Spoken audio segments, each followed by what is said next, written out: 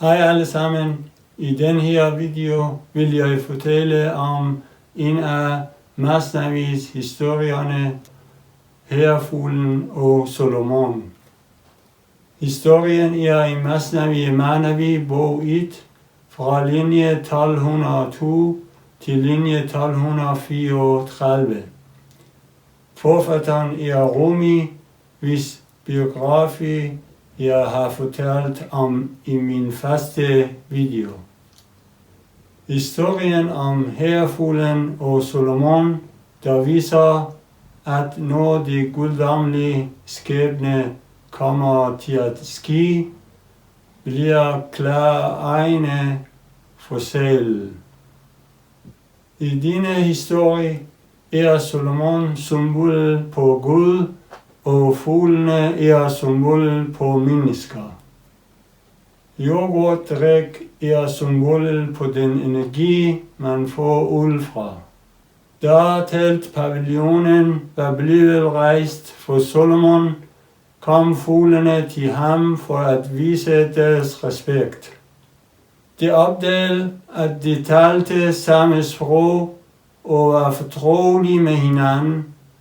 En efter en skyndte de sig at hvile i hans nærhed. Alle fuglene, der var holdt op med at kvære, blev tydeligere end din egen bror. At tale det samme sprog er som slægtskab og venskab.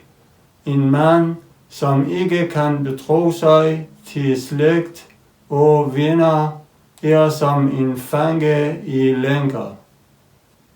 Og talrige er de indier og turker, de taler samme sprog. Og talrige er de turker, der er som fremmed for hinanden. Derfor den gensidige forståelsessprog er sandelig en anden sag, at vi er ens i hjertet er bedre end at vi er ens i sproget. Uden at tale og uden tegn eller skriftroller rejser 100.000 tolke sig fra hjertet. Fuglene hver og en afslører deres hemmelige talenter og viden og erfaring overfor Solomon, den ene efter den anden, og fremhævede sig selv ved at underkaste sig et ønske. Ikke af stolthed og selvsikkerhed, men for at få ham til at give dem adgang til sig. Når en slave ønsker en herre, tilbyder han en forsmag på sit talent. Når han skammer sig over eller føler lidt ved, sådan at blive købt, foregiver han at være syg og rustende og døv og lam. Turen kom til Hærfuglen og hans færdigheder og udlægning af hans talent og omtanke. Åh, konge, sagde han, jeg vil forelægge et talent, som er et mindre et. Det er bedre at fatte sig i korthed. Fortæl, sagde Solomon, lad mig høre, hvad det er for et talent. Hærfuglen sagde, når jeg er i zenit, kigger jeg med sikker øje og ser vandet på jordens bund.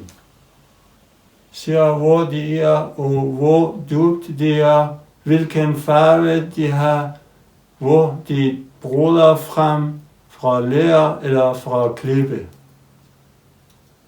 Åh, Solomon, for dine herres læreplads kan hvile i sikkerhed, skal du beholde denne vise fugle i dine ekspeditioner. Så sagde Solomon, åh, gå ledsager gennem vidtstrakte uldmarker uden vand. Da kraven hørte de, kom han frem i Eskunsø og sagde til Solomon, han har talt falskt og dårligt. Det er ikke respektfuldt at tale i kongens nærvær, specielt ikke at komme med løgne og absurd selvros. Hvis han altid har haft dette søn, hvorfor så han så ikke fælden under en håndfuld jord? Hvorfor blev han fanget i fælden? Hvorfor gik han uden videre ind i båden? Så sagde Solomon, herrefuld, er det rigtigt, at dette bundfald er kommet fra dig ved din faste kop? Du der har drukket yoghurtdrik, hvordan kan du foregive fuldskab og prale i mit nærvær og oven i købet løve? Han sagde, konge, lud for Guds skyld ikke til fjernens ord imod mig, nogen tigger som jeg er. Hvis det jeg påstår ikke er sandt, ligger jeg mit hoved ned, skærer halsen over på mig. Kraven, som ikke tror på den guddommelige skæbens autoritet, er en vantro, selvom han har masser af forstand. Jeg ser fælden i luften, hvis den guddommelige skæbne ikke dækker min visdoms egne. Når den guddommelige skæbne kommer, falder visdommen i søvn, månen bliver sort, solen er istandsat.